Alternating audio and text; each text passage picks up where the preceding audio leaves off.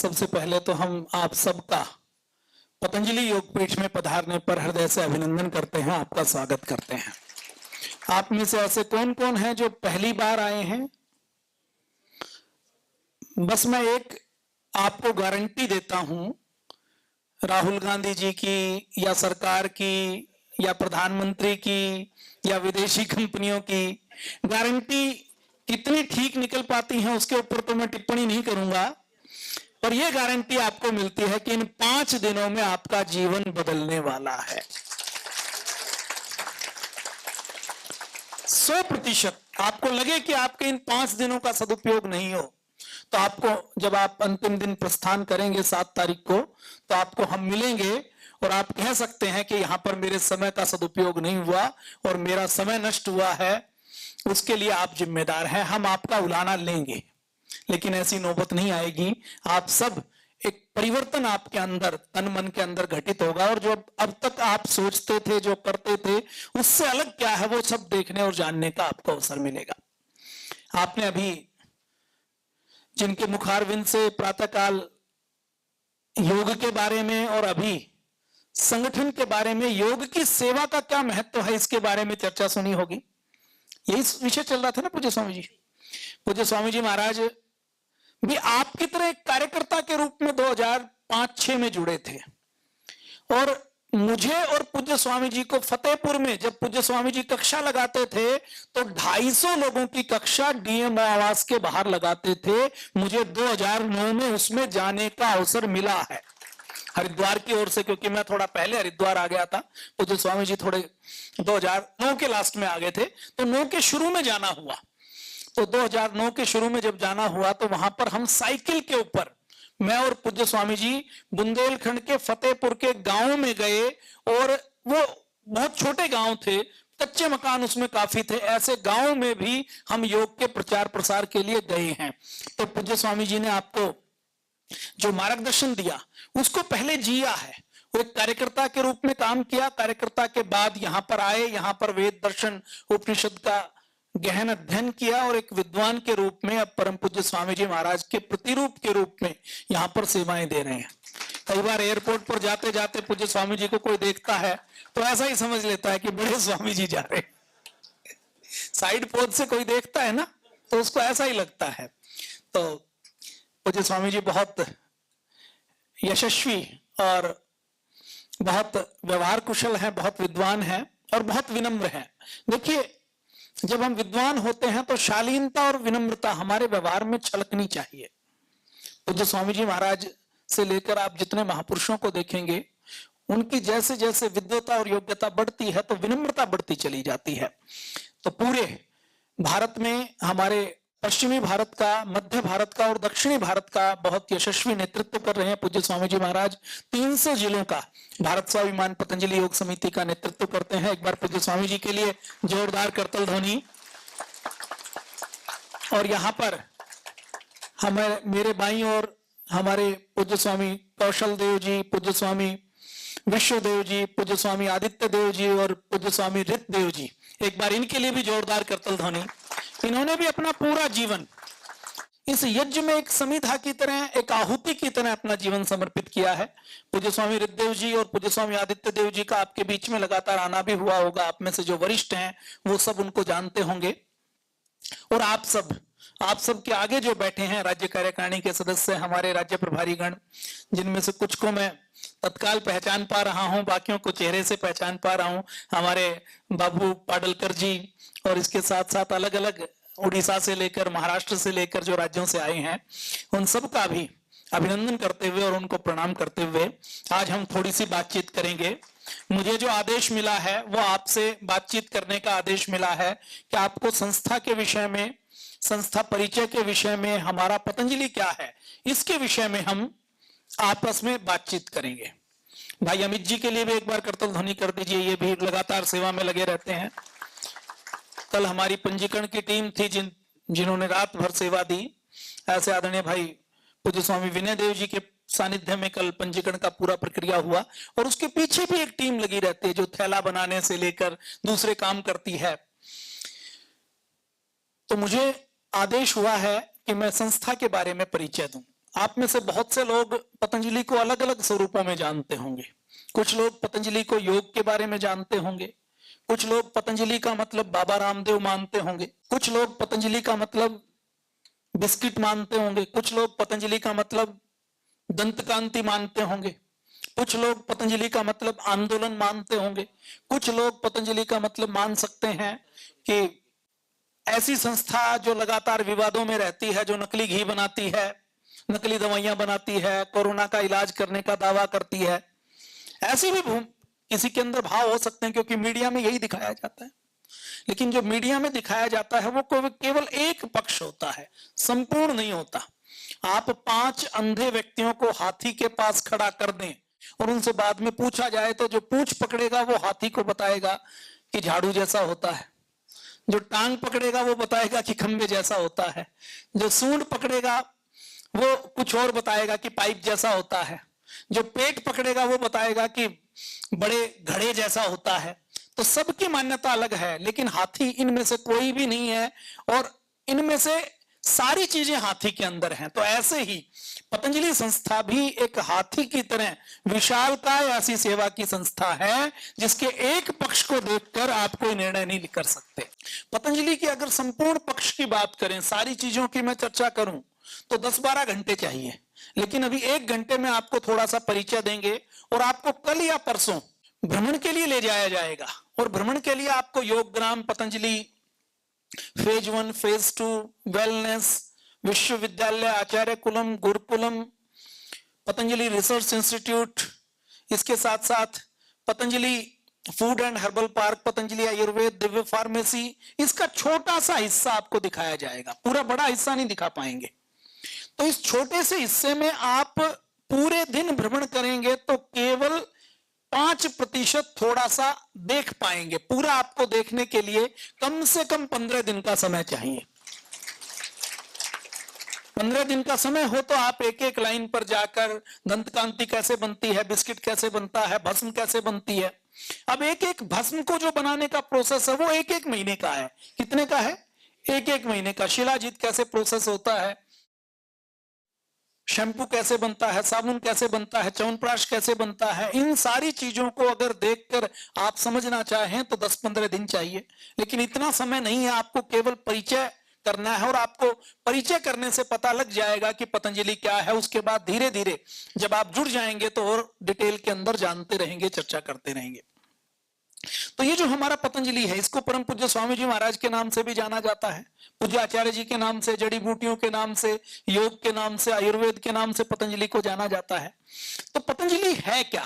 देखिए, सेवा के जितने क्षेत्र हैं, चिकित्सा हो, शिक्षा हो, सेवा हो, आपदा की सेवा हो, रिसर्च का काम करना हो, सारी चीजों में पतंजलि एक अग्रणी भूमिका में है। अब जब सेवा शब्द आता है तो योग की सेवा, आयुर्वेद की सेवा, वृक्षारोपण, देहदान, रक्तदान, बाढ़ आया तो सेवा, भूकंप आई तो सेवा, कहीं एक्सीडेंट हो गया तो सेवा, कहीं बादल फटी तो सेवा, कहीं आतंकवादी हमला हो गया तो सेवा।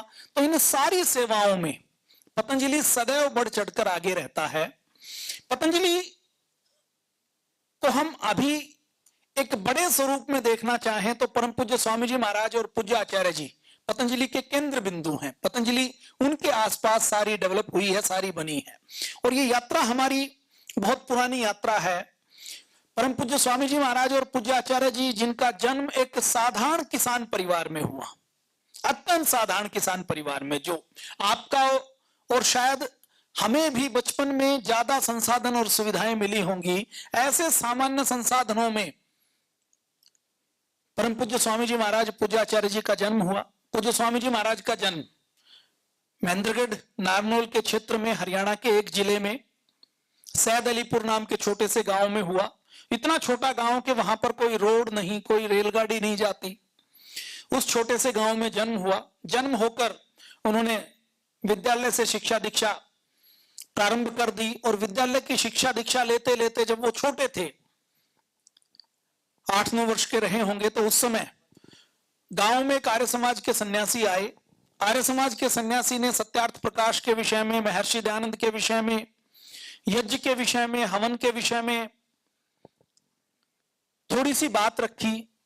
उससे परम पूज्य स्वामी जी महाराज को प्रेरणा मिली, उन्होंने सत्यार्थ प्रकाश को पढ़ा और उसी दिन से यह संकल्प लिया कि मुझे आगे जो पढ़ाई करनी है वो लॉर्ड मैकाले की अंग्रेजी पढ़ाई नहीं करनी, महर्षि दयानंद ने जिस गुरुकुल की बात की उसी गुरुकुल की मुझे पढ़ाई करनी है।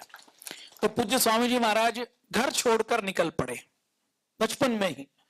अच्छा, कई बार आपके और हमारे मन में आता होगा कि ये 8, 9, 10 साल की आयु में ऐसा कैसे हो गया। तो ये जो कई बार संस्कार और जो यात्राएं हैं वो कई जन्मों की होती हैं और कई जन्मों की स्मृतियां, कई जन्मों के संस्कार व्यक्ति को वहीं ले जाते हैं जहां ले जाना होता है। तो पूज्य स्वामी जी महाराज पिछले जन्म के कोई योगनिष्ठ योगी रहे होंगे, तो उनके उस योग के संस्कार, उस गुरुकुल के संस्कार जागृत हुए और वो गुरुकुल की तलाश में निकल पड़े। गुरुकुल में गए तो उस समय भारत में गुरुकुलों की संख्या कोई बहुत अधिक नहीं होती थी।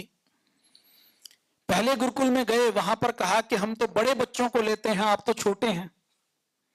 दूसरे में गए, उसमें कहा कि हम तो बिल्कुल छोटों को लेते हैं, आपकी तो दाढ़ी मूंछ आनी शुरू हो गई है। तो कहीं पर भी गुरुकुल में शिक्षा दीक्षा की संभावना नहीं दिखी। तो कई जगह जाने के बाद गुरुकुल खानपुर में पूज्य आचार्य प्रद्युमन जी महाराज के पास पूज्य आचार्य जी और पूज्य स्वामी जी महाराज ने अपना विद्याध्ययन प्रारंभ किया। और जब विद्याध्ययन करते थे तो परम पूज्य स्वामी जी महाराज और पूज्य आचार्य जी गुरु के सानिध्य में एक ही कमरे में डोरमेट्री में रहते थे। ओढ़ने के लिए सर्दियों में भी कोई रजाई नहीं होती थी। अपना जो कटी वस्त्र है उसी को तख्त के ऊपर बिछाकर, उसी को ओढ़कर तपस्या का जीवन जीते थे। ऐसा नहीं है कि रजाई नहीं ले सकते थे। परिवार अच्छे स्वावलंबी किसान परिवार में पैदा हुए, यद्यपि बहुत विलासिता की वस्तुएं नहीं थी, लेकिन सामान्य किसान परिवार में जैसे किसी चीज का अभाव नहीं होता और उसी में संतोष रखते हैं, वैसी सारी व्यवस्थाएं थी।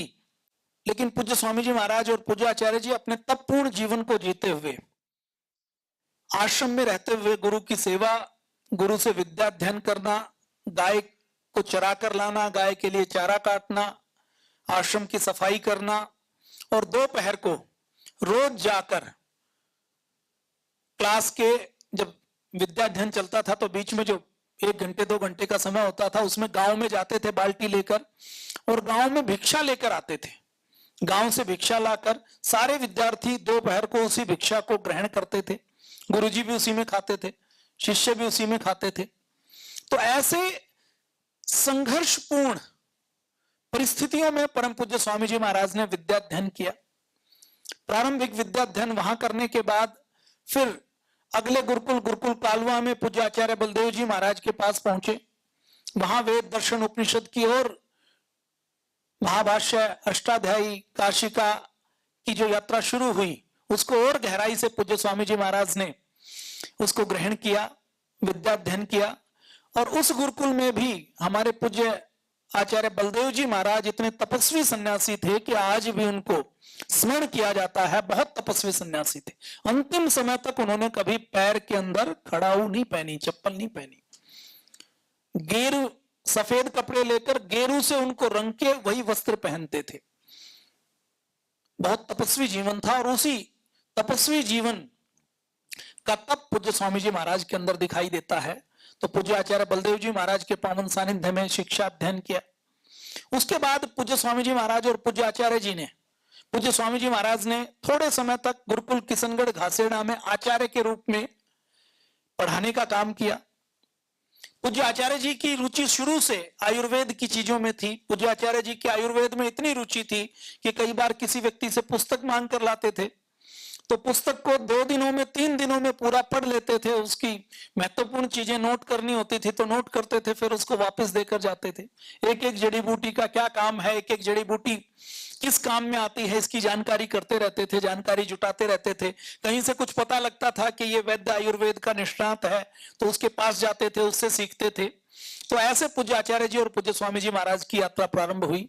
पूज्य स्वामी जी महाराज की बचपन से ही रुचि योग के अंदर बहुत अधिक थी। बचपन में पूज्य स्वामी जी महाराज को बचपन में ही लकवा हो गया था, पक्षाघात हो गया था। तो उससे शरीर के अंदर, चेहरे के अंदर टेढ़ापन आ गया था। उसको भी पूज्य स्वामी जी महाराज ने योग से ठीक किया। योग प्राणायाम में बचपन से ही परम पूज्य स्वामी जी महाराज की विशेष रुचि थी और ये विद्या अध्ययन करने के बाद पूज्य स्वामी जी महाराज और पूज्य आचार्य जी दोनों हिमालय में पहुंचे। उनको ये इच्छा थी कि हमें तो तपस्या करनी है, हमें मोक्ष प्राप्त करना है, हमें साधना करनी है। तो अपनी साधना के लिए, तपस्या के लिए, मोक्ष के लिए और आगे सेवा करने में और मजबूत हो सके, इसके लिए पूज्य स्वामी जी महाराज और पूज्य आचार्य जी ऊपर गंगोत्री में गए। हिमालय, गंगोत्री, गोमुख आपने नाम सुना होगा। कुछ लोगों ने हो सकता कोई वीडियो देखी हो या कोई फोटोग्राफ देखा हो। आपकी जानकारी के लिए गंगोत्री अंतिम स्टेशन है जहां तक रोड जाती है, और उसके बाद गंगोत्री से गोमुख का जो रास्ता है वो गंगोत्री नेशनल पार्क में पैदल किया जाता है। आप में से किसी भाई को जाने का अवसर मिला होगा। और वहां कोई रुकने की जगह नहीं है, कोई धर्मशाला नहीं है। पैदल जाओ, रात्रि को रुकने के लिए कुछ साधु संत वहां पर रहते हैं, मौनी बाबा, तपस्वी बाबा। उनकी ही जो झोपड़ी या जो गुफा में या जो उन्होंने जो कच्ची पक्की चीजों को जोड़कर अपना आश्रम बनाया हुआ है, उसी में आप रात्रि विश्राम कर सकते हैं और सेम डे या अगले दिन उसमें से वापस आना होता है। तो ऐसी गंगोत्री और गोमुख के बीच की गुफाओं में पूज्य स्वामी जी महाराज और पूज्य आचार्य जी ने अपनी तपस्या प्रारंभ की।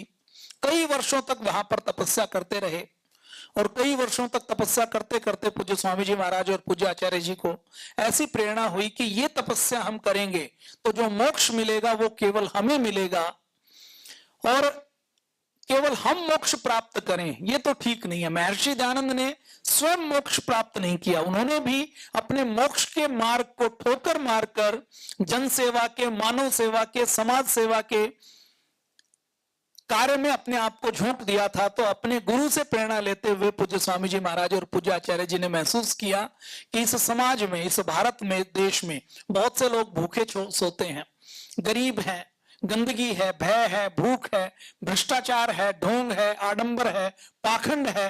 तो इस देश के करोड़ों लोगों के लिए बहुत कुछ करने की आवश्यकता है। तो हम केवल अपने मोक्ष का काम नहीं करेंगे, हम इस जीवन का सदुपयोग लोगों की सेवा के लिए, उनके कल्याण के लिए करेंगे। उनको यदि मोक्ष मिल गया तो हमारा मोक्ष हो गया, हमारा उद्देश्य पूर्ण हो गया। तो इस उद्देश्य के साथ पूज्य स्वामी जी महाराज और पूज्य आचार्य जी हिमालय से नीचे उतर कर आए कि हमें जन कल्याण का बड़ा काम करना है। और पूज्य स्वामी जी महाराज और पूज्य आचार्य जी तब तक ये देख चुके थे कि योग और आयुर्वेद के अंदर एक बड़ी ताकत है। योग और आयुर्वेद से गरीब लोगों का, बीमार लोगों का कल्याण किया जा सकता है, उनका उपचार किया जा सकता है, उनका जीवन बदला जा सकता है, उनको बीमारियों से बचाया जा सकता है। तो पूज्य स्वामी जी और पूज्य आचार्य जी ने हरिद्वार के क्षेत्र में आकर यहाँ जो गरीब बस्तियां हैं वहां पर सफाई का अभियान शुरू किया, नशा मुक्ति का अभियान शुरू किया, रोग मुक्ति का अभियान शुरू किया। पूज्य स्वामी जी, पूज्य आचार्य जी लोगों को योग करवाते, लोगों को आयुर्वेद की पुड़िया बनाकर देते। ये कार्य उन्होंने हरिद्वार के क्षेत्र में शुरू किया। कहीं यज्ञ करवाना होता तो यज्ञ करवाते, यज्ञ के दक्षिणा के कुछ पैसे आते उसको दवाइयां बनाने में, सेवा करने में खर्च कर देते। और पूज्य स्वामी जी और पूज्य आचार्य जी ने सोचा कि हम अपना कोई घर नहीं बनाए, घर तो छोड़ ही चुके थे, कि हम कोई आश्रम नहीं बनाएंगे, हम तो घूमते घूमते सेवा करेंगे। और इस प्रकार से जब वो यहाँ सेवा करते थे तो किसी ने बताया कि नॉर्थ ईस्ट में, असम में बहुत पिछड़ापन है, वहां पर सेवा करने की आवश्यकता है। तो पूज्य स्वामी जी, पूज्य आचार्य जी उस समय 1995 से पहले 1992-93 में, 94 में वहां पर असम के उदालगिरी जिले में, भैरवकुंड में वहां पर जाते थे। वहां पर बाढ़ आती थी, बाढ़ में सेवा करते थे, लोगों के आयुर्वेद से, योग से सेवा करते थे। तो इस प्रकार से घूम घूम कर पूज्य आचार्य जी और पूज्य स्वामी जी महाराज ने सेवा का कार्य शुरू किया। पूरे देश में भी घूमते थे और मुख्य केंद्र हरिद्वार को बनाया हुआ था। तो यहीं पर हरिद्वार में पुराने जमाने में एक आश्रम होता था जिसको पुराने जमाने में विश्व ज्ञान मंदिर बोलते थे। आज से लगभग 100 वर्ष पहले इस आश्रम में क्रांतिकारी संत होते थे पूज्य स्वामी कृपालु देव जी महाराज। पूज्य स्वामी कृपालु देव जी महाराज इस आश्रम में रहते थे, इस आश्रम का संचालन करते थे। ये जो लाल बिल्डिंग आपको दिख रही है ये अभी भी है। ये जो पूज्य स्वामी कृपालु देव जी महाराज है ये हमारे दादा गुरु थे, परदादा गुरु। तो ये जो हमारे दादा गुरु हैं, हमारे परदादा गुरु पूज्य स्वामी जी महाराज के दादा गुरु। तो पूज्य स्वामी जी महाराज ने जब देखा, पूज्य स्वामी जी महाराज के गुरुजी पूज्य स्वामी शंकरदेव जी महाराज इस आश्रम का संचालन 1990-95 में करते थे। जो पूज्य स्वामी कृपालु देव जी महाराज के शिष्य थे। पूज्य स्वामी कृपालु देव जी महाराज आज से लगभग 100 वर्ष पूर्व हुए, और 100 वर्ष पूर्व पूज्य स्वामी कृपालु देव जी महाराज एक क्रांतिकारी संत थे। कितने क्रांतिकारी संत थे कि उस समय उन्होंने हरिद्वार में, जब गुरुकुल कांगड़ी नहीं बना था, तो उस समय हरिद्वार में वाचनालय की स्थापना की, पहली सार्वजनिक संस्था की, पुस्तकालय की स्थापना की। उस समय हमारे दादा गुरु ने, जब गुरुकुल टूट चुके थे, अंग्रेजों के विद्यालय सब जगह खुले नहीं थे, और शिक्षा की कोई व्यवस्था गांव में नहीं होती थी, क्योंकि जो अंग्रेजों ने शिक्षा की व्यवस्था को नष्ट कर दिया था, राजे रजवाड़ों को, रियासतों को नष्ट कर दिया था, तो गुरुकुलों को संभालने वाला कोई वर्ग नहीं बचा था। तो उस समय पंचपुरी, हरिद्वार में एक क्षेत्र है, हरिद्वार के कई गांव में हमारे दादा गुरु ने अपने पैसे से शिक्षकों को वेतन देकर, आचार्यों को वेतन देकर नियुक्त किया कि गांव में जाओ और गांव में तुम्हें शिक्षा का काम करना है, लोगों को सिखाना है, पढ़ाना है, शिक्षा का काम, विद्यालय चलाना है। तो ऐसे विद्यालय चलाने का काम उस समय हमारे दादा गुरु ने किया। उस समय, आज से 100 साल पहले, हरिद्वार में जब कुंभ लगता था, तो मांस मदिरा भी हर की पैड़ी के आसपास बेचा जाता था। हमारे दादा गुरु ने और दूसरे संतों के साथ मिलकर उस समय आंदोलन चलाया, और अंग्रेजों के समय एक प्रस्ताव पारित करवाया कि हरिद्वार के क्षेत्र में किसी भी प्रकार से मांस और मदिरा की बिक्री नहीं होगी। आज भी लागू है। आप हरिद्वार से जगजीतपुर जाएंगे, जैसे यहां से आते हैं ना लक्सर, हरिद्वार और यहाँ के जो बीच में है जगजीतपुर, वहां शराब की और नॉनवेज की दुकानें मिलेंगी, लेकिन कनखल में नहीं है। ज्वालापुर में मिलेंगी, रायवाला में मिलेंगी, लेकिन हरिद्वार में कोई भी, हर की पैड़ी के आसपास के क्षेत्र में, कनखल के क्षेत्र में कोई भी शराब का ठेका नहीं हो सकता, और कोई भी नॉनवेज की दुकान नहीं खोली जा सकती। ये आज भी ये लागू है। तो उस समय हमारे दादा गुरु ने इसका आंदोलन चलाया और उन्होंने ये कानून पारित करवाया। हमारे दादा गुरु इतने बड़े क्रांतिकारी थे कि उस समय लोकमान्य तिलक के, महात्मा गांधी के सीधे संपर्क में रहते थे। हमारे दादा गुरु इतने बड़े क्रांतिकारी थे कि 1908 में जब दिल्ली में लॉर्ड हॉर्डिंग के ऊपर बम फेंका गया, तो लॉर्ड हॉर्डिंग के समय जब दिल्ली दरबार आयोजित किया गया और जब लॉर्ड हॉर्डिंग के ऊपर बम फेंका गया, तो उसको दिल्ली बम कांड के नाम से जाना जाता है। और उस बम को फेंकने में जो मुख्य भूमिका थी वो रास बिहारी बोस की थी। रास बिहारी बोस पर उस समय यह बताया जाता है, और हमारी जो संत दर्शन पुस्तक लिखी हुई है उसमें भी लिखा हुआ है कि अंग्रेजों की पूरी पुलिस उनके पीछे पड़ी हुई थी। 3 लाख रुपए का इनाम उनके ऊपर रखा हुआ था। हमारे दादा गुरु ने उस समय, जब रास बिहारी बोस को कोई शरण देने के लिए तैयार नहीं था और सबको यह लगता था कि अंग्रेजों का शत्रु, और अंग्रेजों के शत्रु से बात भी कर ली तो अंग्रेज हमें फांसी के ऊपर चढ़ा देंगे, उस समय हमारे दादा गुरु गुरुदेव कृपालु देव जी महाराज ने रास बिहारी बोस का सहयोग किया था, उनकी छुपने में मदद की थी, उनको अपने पास रखा था। बड़ी बात है या नहीं है? तो ऐसे हमारे दादा गुरु थे। ये जो लाल बिल्डिंग है ना, इस लाल बिल्डिंग में अभी भी एक तहखाना है जहां पर क्रांतिकारी छुपते थे, और केवल रास बिहारी बोस नहीं, दूसरे क्रांतिकारी भी लगातार आते रहते थे, हमारे दादा गुरु से मिलते रहते थे। और हमारे दादा गुरु क्रांति का कोई काम हो, समाज सुधार का कोई काम हो, उसमें सदैव आगे रहते थे। उस समय बहुत से समाचार पत्र छापे जाते थे, वंदे मातरम से लेकर अलग अलग समाचार पत्र क्रांति के प्रचार प्रसार के लिए साइक्लो स्टाइल करके छापे जाते थे, अलग अलग जगह भेजे जाते थे।